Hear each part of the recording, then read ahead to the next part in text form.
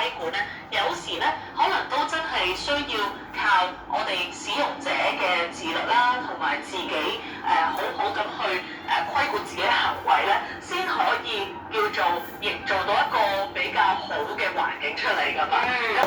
我覺得好多時候講，例如數碼素養咧，而家對於年青一代啦，佢哋叫做數碼原住民㗎嘛，所以可能我哋呢啲90後咧，都叫做係半個數碼移民啦。我哋係成長到某個歲數先接觸科技啦，先接觸社交網絡啊，甚至乎媒體。但係同而家新生代講緊 Gen Z 啊，甚至乎 Gen Alpha、Beta 咧，佢哋一出世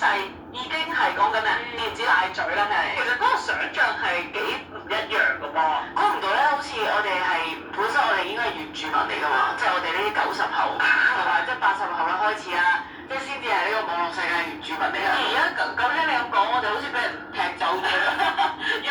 咁我哋出世嘅時候真係冇咁多網絡嘅刺激㗎喎。我哋講真，去到小學、中學，你先開始接觸上網㗎嘛。我仲記得嗰時屋企嗰部電腦好大要連線啊，跟住用電話線上網啊。咁就而家一出世已經係講緊智能手機5G 嘅世界咧，係兩碼子嘅事嚟㗎。